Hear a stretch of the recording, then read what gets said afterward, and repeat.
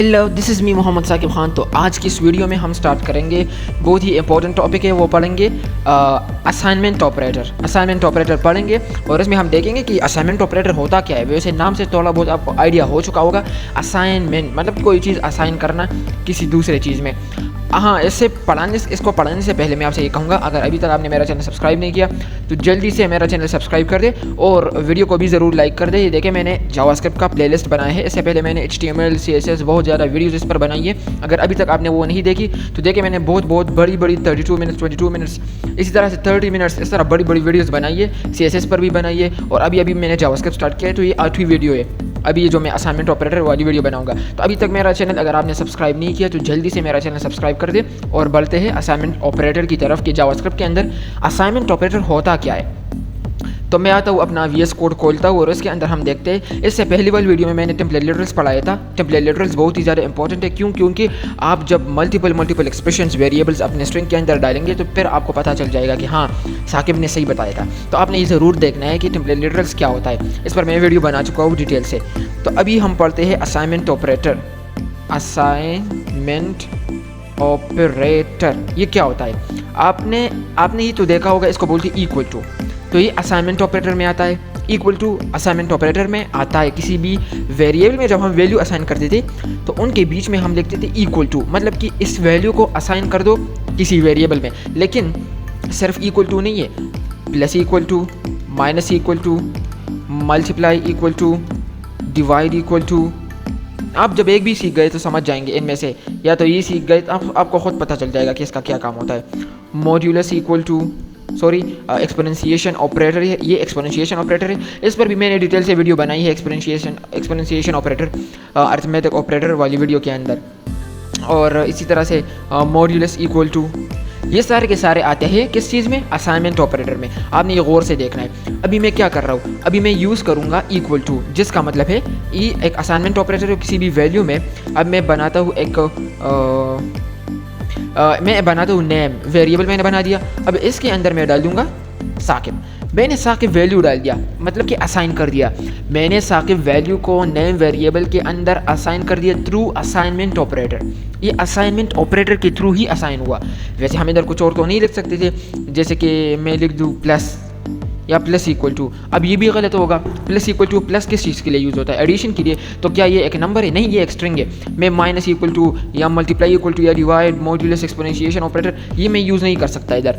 मैं इधर equal to ही सिर्फ यूज़ करूँगा, because it's a string not a number. अब एक नंबर नहीं है तो मैंने इक्वल टू के ज़रिए असाइन कर दिया नेम वेरिएबल के अंदर साकिब स्ट्रिंग। सही है। तो इसका यूज़ इतना ही होता है। अब बार लिखते हैं ना कि लेट, मैं लिख दूंगा कि अदर इक्वल्स टू खान, मैंने ये लिख दिया। तो बार ये आप यूज़ करते हैं तो आपको इसका नाम आना चाहिए। इसका नाम है असाइनमेंट ऑपरेटर। ये एक ऑपरेटर है और उसी ऑपरेटर का नाम है असाइनमेंट ऑपरेटर। आपसे कोई भी पूछ सकता है, ठीक है। तो आपने इसका नाम याद रखना है। वैसे हम इसको इक्वल टू बोलते हैं, इक्वल टू तो है, लेकिन इधर जावास्क्रिप्ट के अंदर हम इसको असाइनमेंट ऑपरेटर बोलेंगे, क्योंकि ये बहुत ही इंटरव्यू में भी पूछा जा सकता है आपसे। तो आपने याद रखना है, इसका नाम होता है असाइनमेंट ऑपरेटर। तो ये तो ईजी है, उम्मीद करता हूँ कि आप समझ चुके होंगे। अब एक और चीज़ है, मैं इधर लिखता हूँ नम प्लस इक्वल्स टू, मैंने लिख दिया 5। अब मैंने ये लिख दिया। आप सोचेंगे कि आपने तो नंबर भी डाल दिया, फिर भी ये गलत हो गया। असल में मैंने नंबर डाला है, लेकिन मैं वेरिएबल के साथ नंबर ऐड कर रहा हूँ। आप ये जो फॉर्म देख रहे हैं ये एक शॉर्ट फॉर्म है। इसका लॉन्ग फॉर्म कैसे होता है, चलिए इसका लॉन्ग फॉर्म लिखता हूँ। मैंने लिख दिया let num equals to num plus 5, जो कि गलत है। मैं ऐसे कैसे किसी भी वेरिएबल के साथ 5 को ऐड कर सकता हूँ, ये तरीका गलत है। हमने वेरिएबल के साथ करना है, लेकिन अगर वेरिएबल के अंदर कोई वैल्यू हो, अब नम कोई वेरिएबल है और उसके अंदर कुछ वैल्यू भी नहीं है, सीधा बस मैंने इसके अंदर 5 ऐड कर दिया, तो ये मुझे एरर देगा। Expected token plus equal to, अभी अनएक्सपेक्टेड एक्सपेक्टेड आ गया। अगर मैं ये हटाऊँ अब नहीं आएगा। असल में आपको ये दिख रहा होगा, ये एरर अब मुझे नहीं आ रहा और अब आ रहा है। क्यों? अब मुझे अभी भी एरर मिलेगा। देखो, अभी भी मुझे एरर मिल रहा है, क्योंकि मैंने क्या किया है कि मैं नम प्लस इक्वल टू 5 कर रहा हूँ और नम का कोई मीनिंग है ही नहीं, इसके अंदर कोई वैल्यू है ही नहीं, इसलिए ये मुझे एरर दे रहा है। तो आपने क्या करना है, नम के अंदर कुछ डालना है, तभी ये कुछ काम करेगा। मैंने नम के अंदर डाल दिया 0 और मैंने नम के अंदर 0 डाल दिया। अब मैं console.log में नम करता हूँ, तो आपके जहन में क्या होगा, अब मैं ये लिट हटाता हूँ, मैं इधर भी मैं लिट नहीं लिखूंगा। क्यों? क्योंकि वैसे भी मैंने इसको पहली बार डिक्लेयर कर दिया, तो दोबारा डिक्लेरेशन आपने नहीं करनी। लिट के अंदर आपने दोबारा डिक्लेरेशन नहीं करनी। हाँ, वैल्यू असाइन कर सकते हैं जैसे मैं कर रहा हूँ अभी, लेकिन डिक्लेयर दोबारा वेरिएबल को नहीं करना। इस पर भी मैंने बहुत ही डिप्थ में वीडियो बनाई है इस लिट वेयर कॉन्स पर। अभी देखते हैं रिजल्ट क्या आएगा। 5 आ गया। अब आप सोचेंगे कि 5 क्यों आ गया? क्योंकि नम के अंदर पहले से वैल्यू मौजूद है 0। जब हमने 0 के साथ प्लस कर दिया 5 तो ऑब्वियसली 5 आएगा। अब इसका ये शॉर्ट फॉर्म है, लेकिन लॉन्ग फॉर्म कैसा है वो मैंने इधर लिखा है। इसका लॉन्ग फॉर्म ये है, चलो मैं इधर भी लिख देता हूँ। इसका लॉन्ग फॉर्म कैसे होता है? लॉन्ग फॉर्म मीन कि ये मैंने बहुत ही शॉर्ट फॉर्म में लिखा था। अब ये लॉन्ग फॉर्म में इस तरह से दिखेगा, नम प्लस 5। अगर इस नम के अंदर मैं पहले से 5 डाल दूँ, मैंने पहले से ही इसके अंदर 5 डाल दिया, नम इक्वल्स टू 5, पहले से ही मैंने इसके अंदर 5 डाल दिया। अब मैं मज़ीद इसके अंदर और दूसरा 5 भी डाल रहा हूँ, तो 5 प्लस 5 और इससे आएगा 10, और उसी 10 को मैंने असाइनमेंट ऑपरेटर जो कि इक्वल टू एक असाइनमेंट ऑपरेटर है, इसके ज़रिए से मैंने नम में डाल दिया। तो वही वेरिएबल वाला काम इधर भी हुआ, 5 प्लस 5 10, और इससे जो 10 रिजल्ट आएगा उस 10 को मैंने इक्वल मतलब कि असाइनमेंट ऑपरेटर के ज़रिए से नम में असाइन कर दिया, और नम को मैं कंसोल कर रहा हूँ तो मुझे मिल जाएगा 10। बस ये आपको पता चल गया कि ये कैसे काम करता है। बाकी जो माइनस है और इसी तरह से मल्टीप्लाई वो भी सेम काम करेगा। इससे मुझे ऑब्वियसली 0 ही मिलेगा, लेकिन इसका शॉर्ट फॉर्म कैसा होगा? अब ये जो मैंने माइनस लिख दिया, अब इसका शॉर्ट फॉर्म भी देख लेते हैं। मैं जब माइनस लिखूँ मतलब कि माइनस इक्वल टू का यूज़ करूँ, मैंने लिखना है नम माइनस इक्वल्स टू, और मैंने कर दिया 5।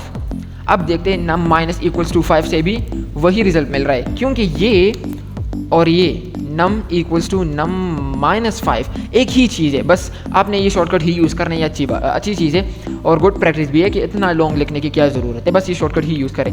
इसी तरह से इक्वल टू भी काम करता है, मल्टीप्लाई भी काम करता है, और इसी तरह से डिवाइड भी काम करता है। अब जब मैं 5 डिवाइडेड बाई 5 करूँगा तो इससे हमें क्या क्वोशंट मिलेगा, मतलब कि इससे हमें क्या वैल्यू मिलेगी? तो इससे ऑब्वियसली हमें 1 ही मिलेगा 5 डिवाइड बाई 5 करने से। और इसका लॉन्ग फॉर्म कैसे होगा? बस आपको वो पहले वाला पता चल गया, प्लस इक्वल टू या माइनस इक्वल टू, आपको आगे खुद से पता चलेगा। मैंने लिख दिया num equals to num divided by 5, इसका ये लॉन्ग फॉर्म है। इसी तरह से मल्टीप्लाई भी होता है, और इसी तरह से एक्सपोनेंशिएशन, इसको क्या बोलते हैं? एक्सपोनेंशिएशन ऑपरेटर, मतलब कि पावर लगाना। तो अब मैं अगर 5 के ऊपर 5 पावर लगाऊँ तो क्या आपके जहन में क्या आएगा? 5 5 ज़ा 25, 25 5 ज़ा 125, 125 ज़ा 6। तो अब मुझे पता है कि इतना बड़ा मैं नहीं कैलकुलेट कर सकता, इससे मुझे मिलेगा 3125। ओके, अब इसी तरह से मॉड्यूलस भी काम करता है। अब अगर मैं इधर लिख दूँ मॉड्यूलस तो जानते हैं क्या करता है, ये भी इसी तरह से डिवीजन का काम करता है, लेकिन इसमें हमें रिमाइंडर मिलता है, उसमें हमें रिमाइंडर नहीं मिलता था, उसमें हमें क्वोशंट मिलता था, इसमें हमें रिमाइंडर मिलेगा। तो रिमाइंडर इससे क्या आएगा? अगर मैं इस तरह से अगर आपको लिख दूँ तो आपको पता चल जाएगा इसके लॉन्ग फॉर्म से, नम इक्वल्स टू नम मॉड्यूलस 5, मतलब कि आपने क्या करना है, इस नंबर 5 को डिवाइड कर दे 5 पर, इससे जो रिमाइंडर आएगा वो मुझे कंसोल कर दे। तो 0 रिमाइंडर आएगा, क्योंकि 5 डिवाइड बाई 5 से रिमाइंडर 0 ही आएगा। 5 1 5, 5 माइनस 5 इक्वल्स टू 0, तो 0 आ जाएगा। तो ये कुछ असाइनमेंट ऑपरेटर ज़रूरी आपने याद रखने हैं, इनके नाम। इन सारे ऑपरेटर्स को हम बोलते हैं असाइनमेंट ऑपरेटर। ये असाइन का काम करते हैं। देखो वैल्यू को क्या कर दिया, डिवाइड भी कर दिया, और फिर उसको क्या कर रहा है, असाइन कर रहा है इस नम के अंदर। तो असाइनमेंट ऑपरेटर की हमें ज़रूरत होगी, और बार बार हम ये असाइनमेंट ऑपरेटर यूज़ करते हैं, तो आपको इसका नाम याद रखना चाहिए। अगर फिर भी कोई डाउट हो, कोई क्वेश्चन हो, कोई क्वेरी हो, तो मुझसे बिल्कुल ईजिली पूछ सकते हैं। और अगर अभी तक आपने मेरा चैनल फिर से बोलता हूँ कि सब्सक्राइब नहीं किया तो ज़रूर से सब्सक्राइब कर दे। और अगर आपने पिछले वीडियोज़ मेरी नहीं देखी तो वो मैंने बिल्कुल अच्छी तरह से और सिंपल वर्ड्स में मैंने आपको बताया है, तो उसको भी देखें। और मिलते हैं नेक्स्ट वीडियो में नेक्स्ट न्यू लेक्चर के साथ। आपका बहुत बहुत शुक्रिया।